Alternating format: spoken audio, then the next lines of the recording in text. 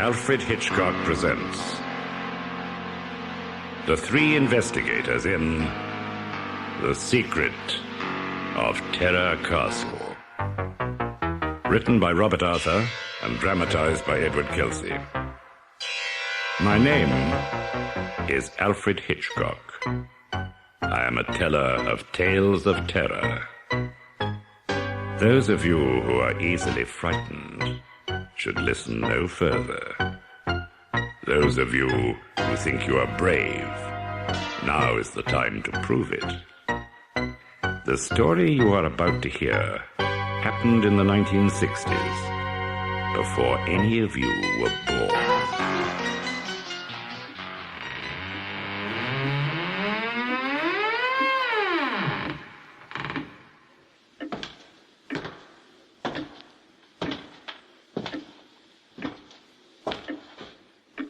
I was a not entirely unknown director of thriller movies in Hollywood, in the United States of America.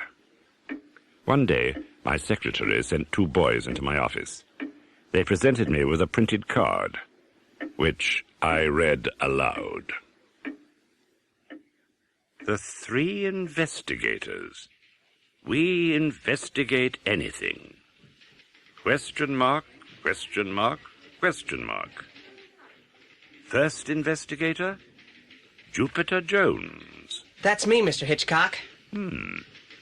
Second investigator, Peter Crenshaw. That's me. Records and research, Bob Andrews. Bob is not with us because he's doing research at the moment. He is somewhat handicapped in operations requiring athletic prowess, as he is suffering from the after effects of a badly broken leg. However, as he works part-time at the library, he is eminently suitable as a researcher. No doubt. But what are you doing here in my office? I do not require the services of one investigator, let alone three. Jupe thinks you do, Mr. Hitchcock. Jupe does he? The gate man has strict instructions not to allow strangers in to see me. Well, I can explain that, Mr. Hitchcock. I was fortunate enough to win a competition. Jupe is really very clever. You can tell from the way he speaks. He's got a great brain. And a great impudence. I'm sorry you should feel that way, Mr. Hitchcock. You see, the prize for being successful in the competition was the loan of a Rolls-Royce sedan automobile for 30 days. Well, not much use to you. You can't be old enough to drive. That is true, Mr. Hitchcock. But the Rolls came complete with its own chauffeur to drive us. And its own telephone. I'm impressed. And so was the man on the studio gate. He was so impressed to see us arrive in such a smart English auto, driven by a smart English chauffeur called Worthington, that he thought we must be related to you, Mr. Hitchcock, as you are such a smart English film director. So he let us in. I see. Well now, you can both get back into your smart English auto and ask your smart English chauffeur to drive you smartly away. I'm very busy. We know that, Mr. Hitchcock, and we are here to help you. That is why we gave you our card. The Three Investigators, question mark, question mark, question mark. May I ask what the question marks are for? Do they indicate a doubt in your own ability? No, sir. They are our trademark. They are symbolical of questions to be answered, of mysteries to be solved. And if we wish to indicate to each other where we have been, we leave a small chalk question mark, a different color for each of us. Most original. And the question marks on the card make people ask questions, like you did, sir, and that helps them remember us. I see. You are publicity-minded. A business cannot succeed if people don't know about it. A statement which cannot be disputed. But speaking of business, you have not yet stated yours. We want to find a haunted house for you, sir. A haunted house? What makes you think I want a haunted house? We understand you want to find an authentic haunted house to use in your next suspense picture, sir. The Three Investigators desire to assist you in the search. I have people searching for a proper house at this moment all over America. I'm sure they'll find me the right house for my purposes. But if we could find you the right house here in California, it would be a lot simpler to make your picture here, sir. I'm sorry, my lad. It's out of the question. We don't want any money, sir. But all famous detectives have someone write up their cases for people to read. Sherlock Holmes, Ellery Queen, Hercule Poirot, all of them. I have deduced that that is how they become famous. In order to get potential customers to know about the three investigators, we will have our cases written up by the father of our other partner, Bob Andrews. He works for a newspaper, and he will turn our adventures into a play and record them. Well? Well, Mr. Hitchcock, I thought if you could just introduce our first case. You certainly do have a cheek. We're very well organized, Mr. Hitchcock. We've got a secret headquarters hidden away at Jupe's uncle's scrapyard and... It won't be a secret long if you tell everyone, Pete. Mr. Hitchcock isn't everyone, Jupe. Well, thank you for that. And Pete is right, sir. We are well organized. We've built ourselves a very well-equipped headquarters out of an old trailer in my uncle's scrapyard. And we've had a telephone installed that we've paid for by doing chores for my uncle. And for 30 days, we have the rolls for transport. All we need is our first case, Mr. Hitchcock, just so we can get started. Very well. I certainly admire your initiative. If you can come up with an interesting story, I'll introduce whatever you write about your case. Oh, thank you, Mr. Hitchcock. Then you want us to investigate the haunted house situation for you? Oh, yes, I suppose so. I don't promise to use it, even if you find it. But investigate by all means. You won't regret it, Mr. Hitchcock. Bob Andrews is researching at this very moment. By the time we get back to our headquarters, he'll be ready to give us his first report on Terror Castle. Terror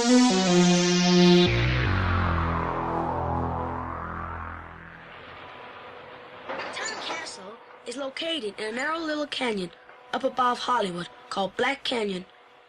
It was originally called Terrell's Castle because it was built by a movie star named Stephen Terrell. He was a big star back in the silent film days before talking pictures were invented.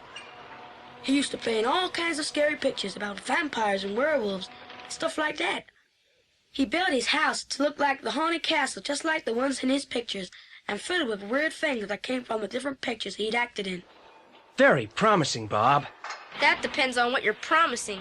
What became of this Stephen Terrell? He was known all over the world as the man with a million faces. Then talking pictures were invented, and people discovered he had a squeaky, high-pitched voice and lisped. Great, a monster who lisps and a squeaky voice.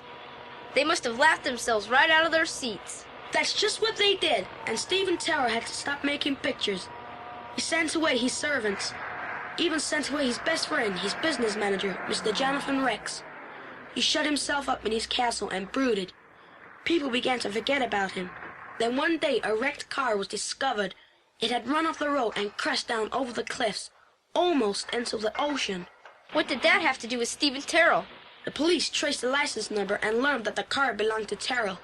They didn't find his body, but that wasn't surprising. It would have washed away at high tide. Gee, do you think he drove off the cliff on purpose? Police weren't sure. But when they went to the castle, the door was wide open and they found a note which said, "I copied it out. Here it is. Though the world will never see me alive again, my spirit will never leave this place. The castle will be forever accursed," and it was signed Stephen Terrell. Wow, the more I hear about this place, the less I like it. On the contrary, it grows steadily more promising. Continue, Bob. Well, the police never found any trace of Terrell, but it turned out that he owed the bank a lot of money, so they sent some men out to collect Stephen Terrell's possessions. But they became very nervous, although they couldn't say why, and wouldn't stay. One real estate agent went there to spend the night, just to prove it was all imagination. He ran out at midnight, so frightened, he ran all the way down the canyon. Gee! Go on. This is better than I hoped for. Several other people tried to spend the night. A movie star did it for the publicity. She ran out even before midnight, her teeth chattering so hard she could hardly talk. All she could do was whimper about a blue phantom and a fog of fear. Nothing else, huh? No headless horseman? No ghost with clanking chains? No... If you'd let Bob finish, we'd be able to proceed faster. As far as I'm concerned, he is finished. I don't want to hear any more. Anything else, Bob? Well, just other incidents of the same kind. Muffled screams from underneath the castle, a misty figure walking up the stairs. A lot of people reported having heard weird music come from the ruined pipe organ in the music room. And several actually saw a ghostly figure, a sort of shimmery blue blob, playing the organ. They named it the Blue Phantom. No train will go within a mile of the place. I'm not surprised. You couldn't hire me to go there. Nevertheless, Pete, we are going there. You and I. Tonight.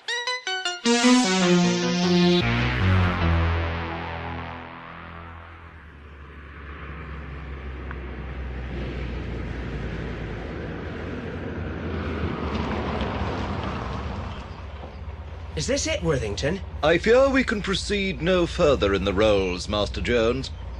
This rockfall bars our passage, but it is my impression that the castle should be just around that turning ahead. Thank you, Worthington. Come on, Pete. We'll walk the rest of the way. Have you got the tape recorder? If I have to use it, all you'll hear will be the sound of chattering teeth. We'll be back in an hour, Worthington. If we're lucky.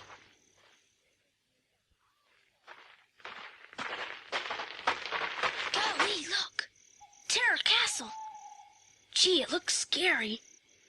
I think we ought to come by daylight, Jupe, so we can find our way around. Nothing happens here in the daytime. It's only at night that this place scares people out of their wits. I don't want to be scared out of my wits. I'm half that way already. So am I. I feel as if I'd swallowed some butterflies. Then let's go back. We've done enough for one night. We ought to go back to headquarters and make some more plans. I've already made my plans. My plans are to stay in Terror Castle for 1 hour tonight. Come on. What's that? Just a jackrabbit. We frightened it. We frightened it? What do you think it did to me? Forward, Pete.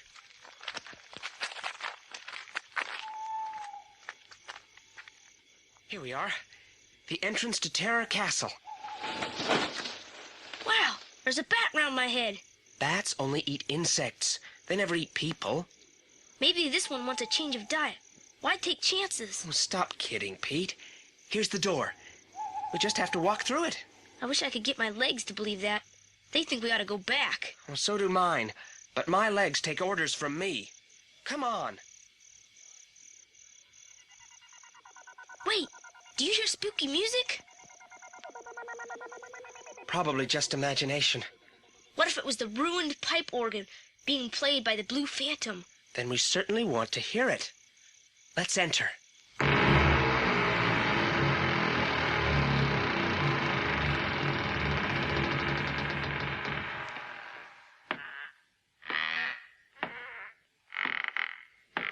We're here. This is the main hall. We'll stay 1 hour, then we'll leave. Leave. Leave. Did you hear that? The Phantom told us to leave. Wait.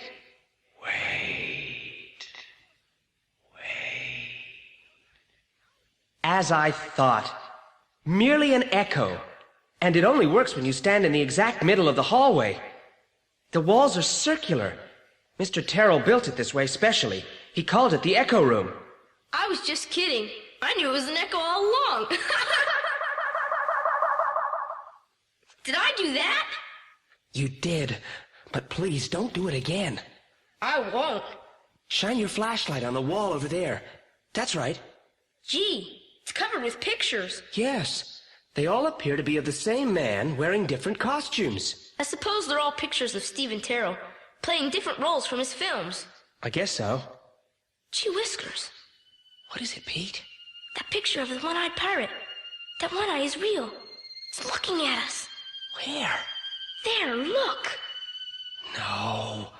It's just a painted eye like all the others. I guess I was wrong, but I certainly thought I saw it blink. Hey, you feel what I feel? I feel very cold. Cold spots are frequently found in haunted houses. Then this one is haunted. I feel a cold draft as if a whole parade of ghosts were rushing by. I've got goose flesh. I'm scared. Look. Mist forming in the air. It's a ghost materializing. Come on, back to the car. Run! Run!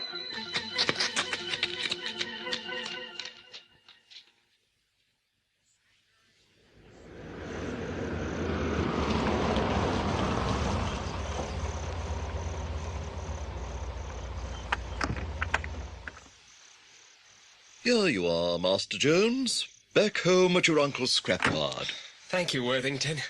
Yes, thank you for getting us away from Terror Castle. Better luck next time, Master Jones. I must say, I enjoy this kind of assignment. It's quite a change from driving for fat bankers and rich old ladies. Good night, Master Jones. Right. Let's get over to our headquarters. Bob will be waiting for us.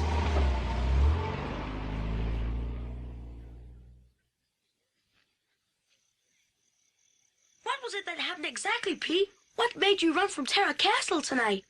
I don't know exactly. First I began to feel uneasy. After a while I was feeling extremely nervous. All of a sudden, the extreme nervousness became sheer terror, and I wanted to run. Your experience was exactly the same as mine. We actually saw and heard nothing to frighten us, yet we felt frightened. The question is why? What do you mean, why? Any old deserted house is frightening, and the place is so scary it would frighten spooks. Perhaps that is the answer. We must visit Terra Castle again and... The telephone! Who could call us? No one knows our number. We haven't had it long enough to be listed in the telephone book. Hadn't we better answer it? Yeah. Hello? Hello? Hello? No one there. Must have been a wrong number.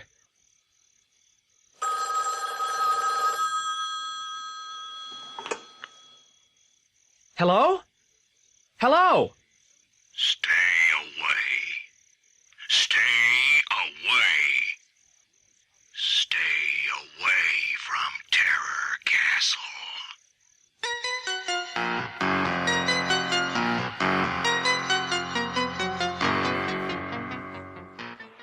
I've been thinking about that phone call we had last night. It seems to me we have a problem. In fact, we have two problems. I can tell you how to solve our problems. Just pick up that phone and call Mr. Hitchcock and tell him we've decided not to find a haunted house for him.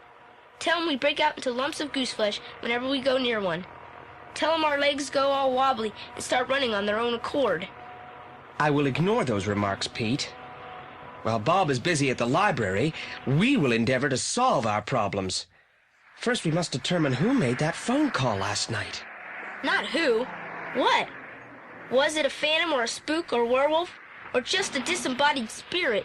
Disembodied spirits are not known to use telephones. That was in the old days. Why shouldn't they change with the times and be modern, too? That voice last night didn't sound like a human voice to me. I agree. The whole problem is made more perplexing by the fact that, except for us in Worthington, not a living soul knew of our visit to Terror Castle last night. But what about souls who aren't living? If Terror Castle is actually haunted, we wish to prove it. And if Stephen Terrell is the one who put a curse on the castle, then presumably it's his ghost haunting the place now. That sounds reasonable. Our first line of action, then, is to locate someone who knew Stephen Terrell in the days when he was a silent picture star and who can tell us more about him. But that was a long time ago. Who'd we find? Our best bet would be Mr. Terrell's business manager, the Whisperer. The Whisperer? What kind of name is that? That was his nickname. His real name was Jonathan Rex. Here's a picture of him and Stephen Terrell that Bob copied for us at the library. Wow, so that was what Stephen Terrell looked like? He didn't have to do any acting to scare people. With that terrible scar and a bald head and those eyes, they would freeze a guy in his tracks. You're looking at the wrong one. Mr. Terrell is the smaller man, the one who looks so friendly and harmless. Him? He's the one who played all those ferocious monsters? The nice-looking guy? Well, apparently, off the motion picture set, Stephen Terrell was so shy because of his lisp, he could hardly talk to people. So he hired the Whisperer to handle all his business affairs. The Whisperer had no trouble getting people to agree to the terms he desired. I'll bet he didn't. He looks as if he would draw a knife on a person if anyone said no. If we can locate him, I'm sure he can tell us all we need to know. Look him up in the telephone books, Pete, while I phone for Worthington and the Rolls.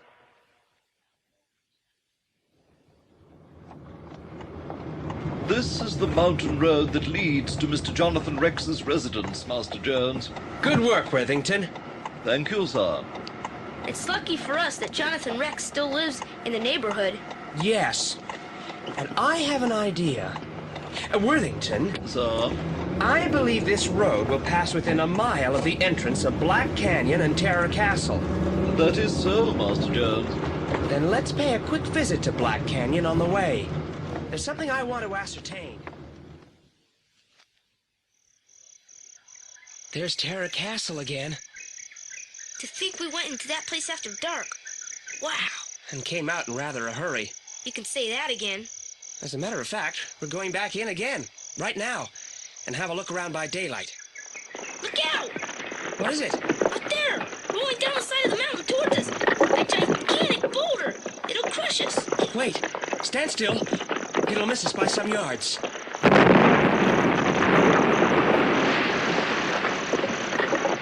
Gee whiskers! If that boulder had hit us, Terror Castle would have had some new ghosts tonight. Look! There's someone up on that slope hiding behind the bushes. I'll bet he rolled that stone down on us. If he did, we'll teach him better manners. Come on, Jupe, let's get him.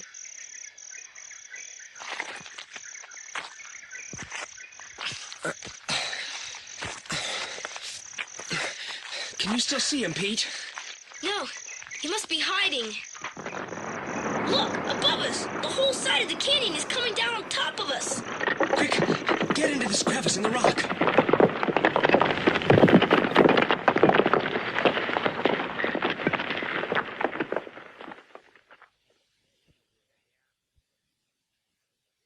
Jupe!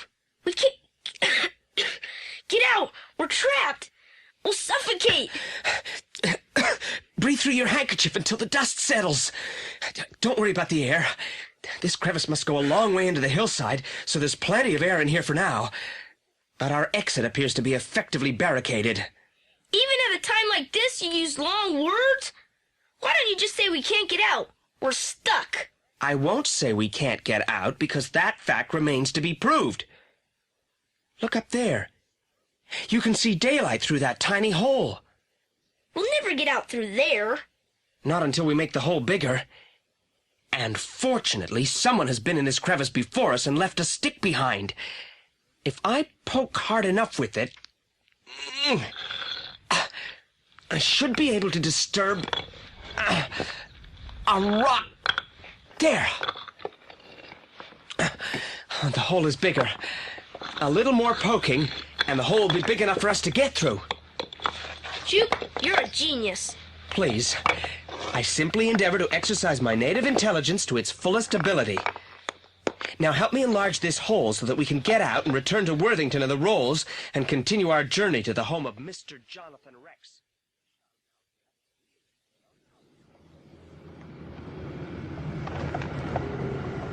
We've reached the end of the road, Master Jones, but I do not see any habitation. There's a mailbox. It says Rex, 915. The house must be around here somewhere. There are some rocky steps going up the hillside. They must lead to Jonathan Rex's house. Stay here, Worthington. Sir? We'll go and visit with the Whisperer.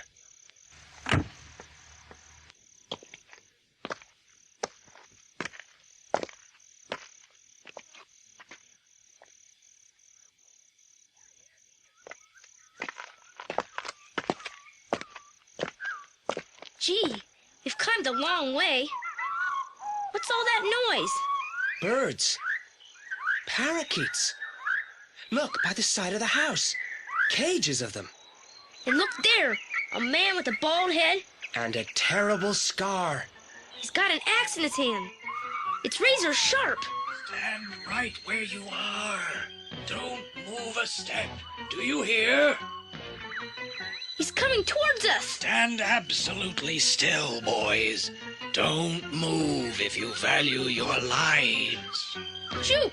What do we do? He's going to throw the axe.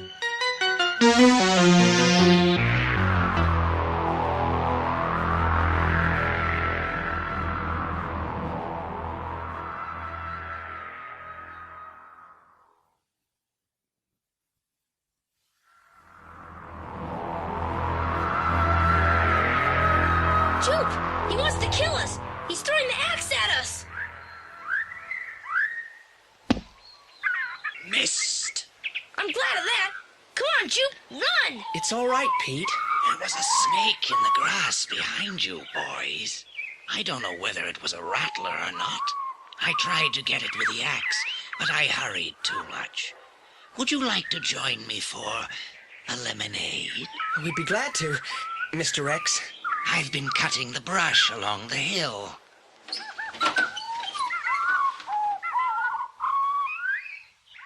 Dry brush is a bad fire hazard, but it's hot work. The lemonade is all ready.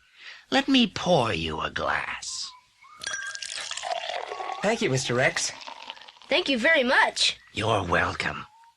I raise parakeets for a living, as you may have noticed. Well, we can certainly hear. Yes, they are rather noisy. Will you excuse me for a moment? Of course, sir. Well, Pete, what do you think of Mr. Rex? Why, he seems pretty nice. I mean, after you get used to his voice. Yes, he's very friendly. I wonder why he said he was cutting brush with the axe, however. His hands and arms were quite clean. They would have had small twigs and bark on them if he'd really been cutting dry brush. But why would he bother to make up a story for two kids he's never seen before? I don't know. But if he'd been cutting brush for any length of time, how could he have a pitcher of lemonade with the ice hardly melted at all standing in here now? Shh, he's coming back. I've just been to put on this scarf around my neck. It bothers some people to see my scar, so I cover it when I have company. It's a relic of a little scrape I got into in the Malay archipelago many years ago. But tell me, how do you happen to be calling on me? Our card, Mr. Rex. The three investigators, eh? And what are you investigating? We'd like to ask you some questions about Stephen Terrell. What is your interest in my old friend? We wondered if Mr. Terrell was the kind of man who would become a vindictive spirit, bent on haunting his former home to keep people out of it forever. A very good question. Let me answer it this way. My friend Stephen, though in his movie roles he played phantoms and monsters, pirates and weird creatures, was really very shy and gentle. That was why he needed me for his business manager. I had a way with people. They didn't like to argue with me. You understand? Yes, sir. That allowed Steve to devote himself to his acting. He enjoyed being able to thrill and scare audiences. When his poor speaking voice made his final picture such a laughing matter, it broke his heart. That was one thing he couldn't face, being laughed at. Yes, sir. I know how he felt. I hate being laughed at, too. Exactly. For weeks after the picture was released, Steve wouldn't leave his home. He sent the servants away. I did all the shopping.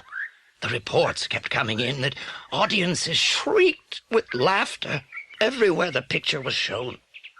Finally, he ordered me to obtain all the prints of his old pictures that were in existence. He was determined that no one would ever see them again. I managed to get them and brought them to him. But it took all his money, and I had to tell him that the bank which financed the building of his home threatened to take the castle away from him. We were alone in the main room of the castle. He looked at me with burning eyes. "They will never get me to go," he said. "No matter what happens to my body, my spirit will never leave this building." Golly, that certainly sounds as if he was planning to go into the haunting profession. Yes. Yet, Mr. Rex, you say Mr. Terrell was a gentle individual. Well, such a person would hardly turn into a malevolent spirit, capable of inspiring unreasoning terror in everyone who entered the castle. That's true, my boy, but you see, the unseen force that causes the sense of terror in everybody may not be the spirit of my old friend. It may be one of the other, much more sinister spirits that I strongly suspect now manifest themselves there. Other, more sinister spirits? Oh, yes. When Stephen Terrell built the castle, he sent all over the world for materials from various buildings supposed to be haunted. From Japan, he obtained timbers of an ancient, ghost-ridden temple where a noble family had been wiped out in an earthquake. Then he brought material from a ruined mansion in England where a beautiful girl had hanged herself rather than marry a man her father had picked out for her. And he imported stones from a castle on the Rhine, supposedly haunted by the ghost of a mad musician who was imprisoned in the cellars for playing music his lord did not like.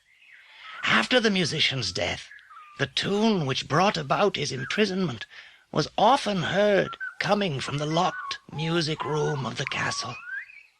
Gosh, if all those dead characters are wandering around Terror Castle now, no wonder it's so hard to live in. I cannot swear that Terror Castle is haunted by my old friend or anyone else, but personally, I would not enter that front door and spend a night there now for $10,000.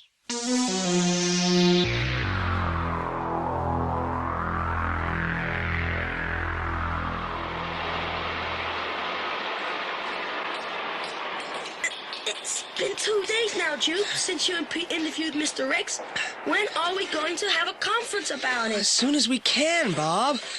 But my aunt has been keeping us so hard at work here in the scrapyard, we just haven't had a moment to spare. Things seem to be easing off a little now, Jupe. Well, that is true, Pete. And as we are unobserved at the moment, perhaps we could have a quick meeting here in the yard before Aunt Matilda announces lunch. Good idea, Jupe. We can sit on the hood of this old cart. We can easily get on with something if anybody comes. Right. Now, the first subject to discuss is the mysterious telephone call we received immediately after our first visit to Terror Castle. Until I learn otherwise, I shall refuse to believe that disembodied phantoms can use telephones. Well, okay. What's next? The mysterious person who rolled the rocks down at you? Yes, what about him? He's one guy I'd like to get my hands on.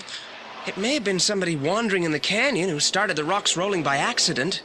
He had an awfully good aim for someone who didn't mean it. Well, he must remain an enigma until further facts emerge. I am thinking now of the untruths which Mr. Rex told us when Pete and I visited him. Why did he say he was cutting dry brush when it was obvious that he wasn't? And why did he have a pitcher of fresh lemonade ready as if he was expecting us? Whiskers! The further we go, the more mysteries there are. Look out! There's someone coming over here. It's an old gypsy woman. Probably got some junk to sell. I have a message for Jupiter Joe. I am he. What's the message? 3 times I have seen a warning for you in the cards. You are to avoid the letters T.C. or anybody or anything with the initials T.C. You are in terrible danger. Take notice of the gypsy's warning. Avoid T.C. Avoid T.C. Hey, come back! What do you mean? Keep away from T.C. Hey! It's all right, Pete. Let her go. T.C. Terror Castle! Somebody or something doesn't want us fooling around Terror Castle. First, we get a weird warning over the telephone. Then, this something uses a gypsy fortune teller's cards to send us another warning. I think Mr. Something means it. I vote we stay away from Terror Castle as warned. All in favor? Vote aye. Aye. Aye. That makes a majority vote. Is it not apparent to you that these warnings add a new mystery to the case? How do you mean? Well, no one else who investigated Terror Castle received any warnings. This leads me to believe that we are closer to the solution of the mystery of the strange terror that pervades it than we realize. I've reached certain conclusions which must be tested, and we have to work swiftly to report to Mr. Hitchcock on time. Therefore, you must both get permission to stay out late tonight. For tonight, we make our final assault upon the secret of Terror Castle.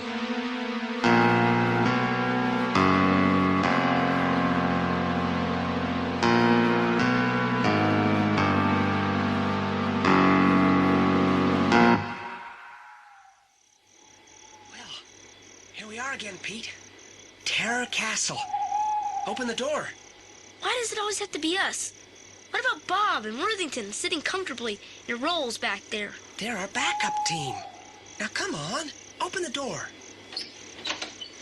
It won't. It's jammed. I feel sure we can effect an entrance elsewhere. Suppose we try one of those French windows down there. Come on.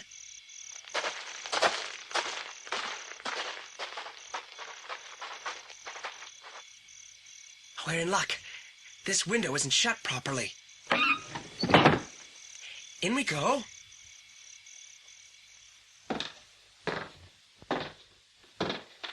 It's the dining room.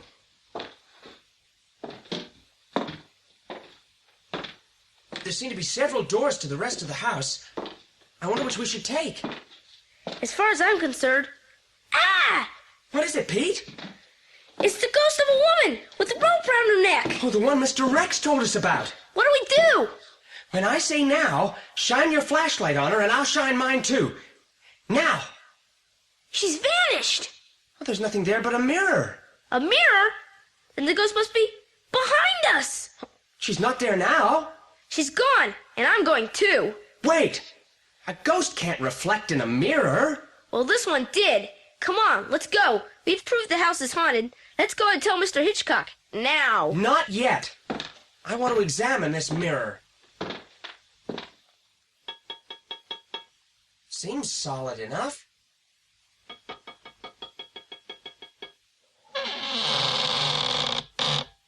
Well, look at that.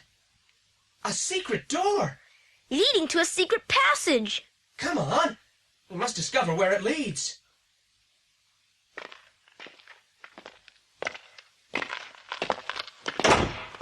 Oh, no!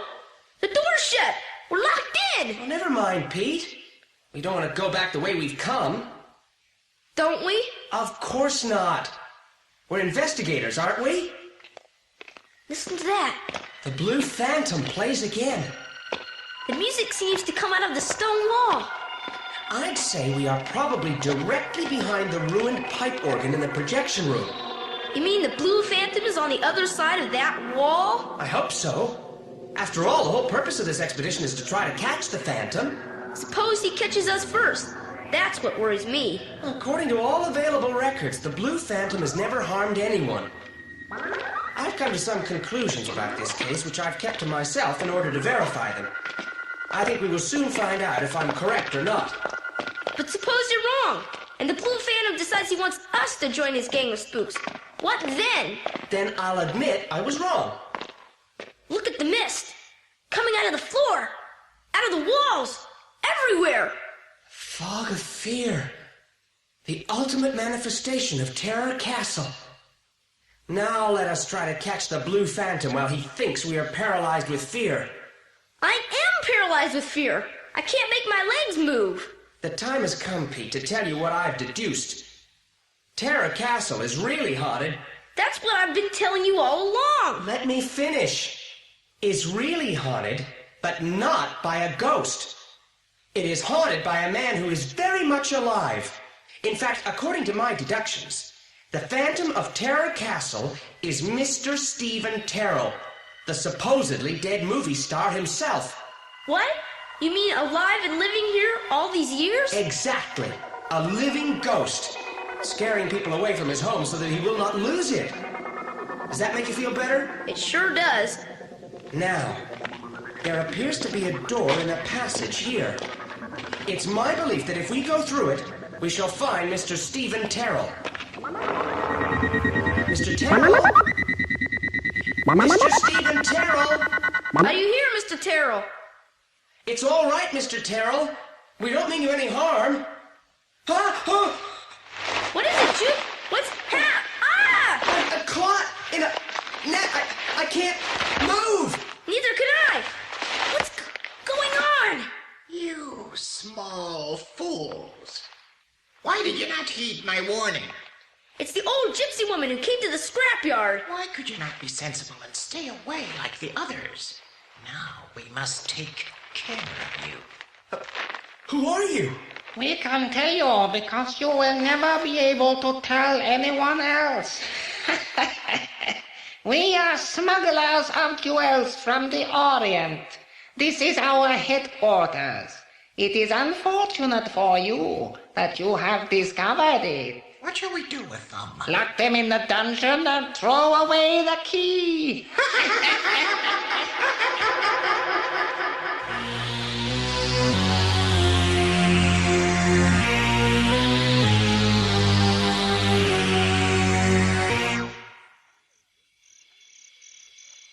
Worthington, don't you think we should go and see what has happened to Jupe and Pete? They've been gone an awful long time. Not so long as all that, Master Andrews. Master Jones gave me very strict instructions as to how long I was to wait before coming to his aid, if necessary. The time has not yet expired. I hope Jupe and Pete haven't expired. That is a joke, I take it, Master Bob.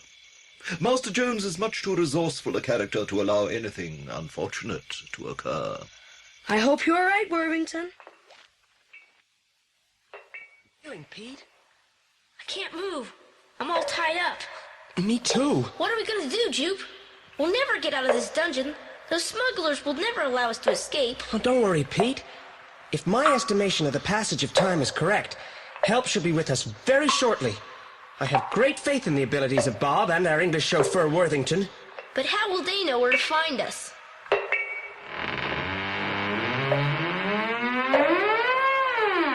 Oh, gosh!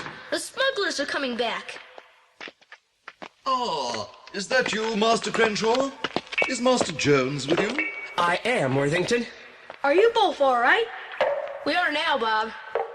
Will you allow me to sever the bonds that bind you, Master Jones? With pleasure, Worthington. There. And there. Oh, thank you, Worthington. That's better. And now you, Master Crenshaw. There. And there. Thanks a lot, Worthington. I am sorry that our appearance on the scene was a little delayed. We were able to follow your secret signs, but we took a wrong turning, and we were attacked by enormous birds. Birds? Yes, sir. Not exactly enormous. Parakeets, I would say they were. Parakeets? I've got it. How did you come to be in such a predicament, sir? We noticed a Chinese gentleman hurrying along a tunnel. Was he in any way responsible? He certainly was. We were looking for... We'll explain later. Take us to where you were attacked by the birds. Certainly, sir. Follow me.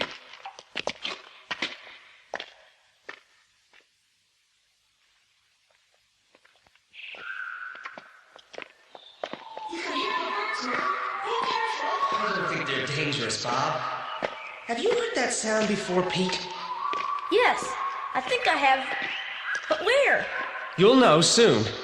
There appears to be a wooden door ahead, sir. And it's open. The end of the tunnel. Come on.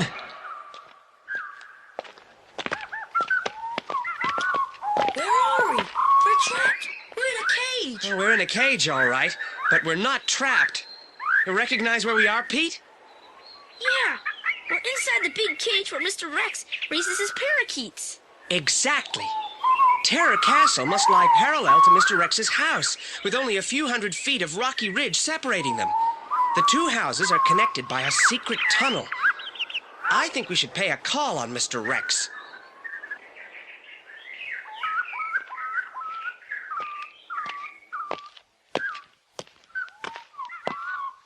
Okay, Pete. Ring Mr. Rex's front doorbell. Right, Jupe.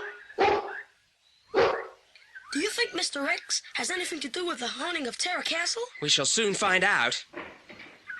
Well, what is it? We'd like to talk with you, Mr. Rex. And supposing I do not wish to be bothered, boy? In that case, we shall have to call the authorities to investigate. Oh, no need for that. Come in. Come in. Thank you, Mr. Rex. This is my old friend, Charles Grant. How are you? Charlie, these are the boys who have been investigating Terror Castle. Well, boys, have you found the ghosts yet? Yes. We have solved the secret of the castle. Have we? We have. Indeed. And what is the secret? You two men are the ghosts who've been haunting the castle and scaring people away. And just a short while ago, you tied up Pete Crenshaw and me and left us in the dungeon under the castle. That's a very serious accusation, boy, and I'll wager you can't prove it. Look at the tips of your shoes. I chalked them with our secret mark while you were standing beside me, tying me up. But we were tied up by the old gypsy woman and the old Chinese... Both these men were connected with the film industry. They're masters of disguise. He's right. We were acting part of an imaginary gang of smugglers to give you boys a real scare. But I don't want you to think we actually intended to harm you. I was on my way back to untie you when your friends caught sight of me. We're not murderers nor smugglers either. We're just ghosts. But I am a murderer. I killed Stephen Terrell. Oh, that's right. You did away with him, but that hardly counts. The police may think otherwise. Lads, I think we had better go and summon the authorities. No, wait. Give me a moment and I'll let you talk to Stephen Terrell himself. You mean, talk to his ghost? Exactly. Talk to his ghost. He will explain to you why I killed him. Quick! Stop him! He's trying to escape! No, he's not. Don't worry. He won't be a minute. There is something he has to do. Good evening. I am Stephen Terrell. You wanted to see me. He really is Stephen Terrell. I get it!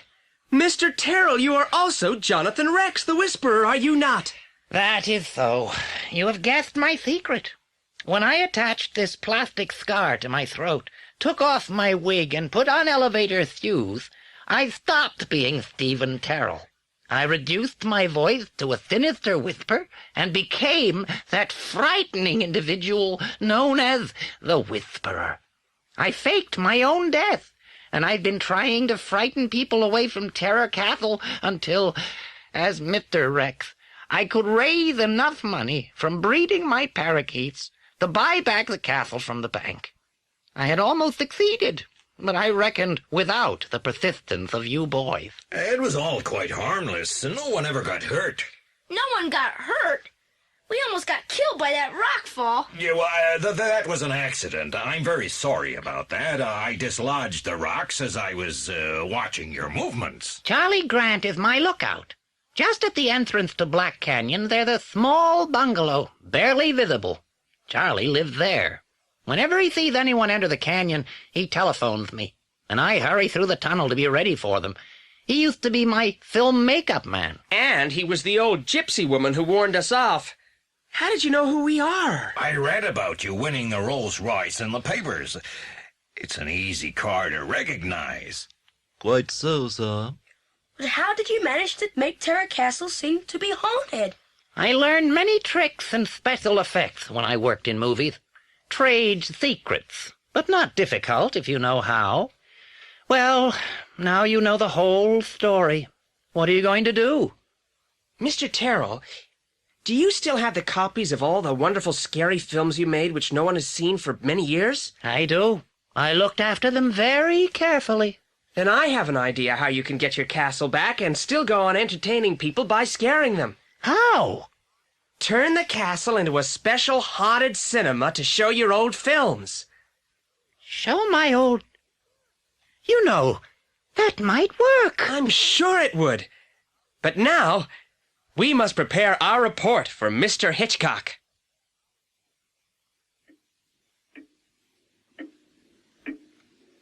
When the boys reported back to me, I had to tell them I had changed my plans and no longer required a haunted house.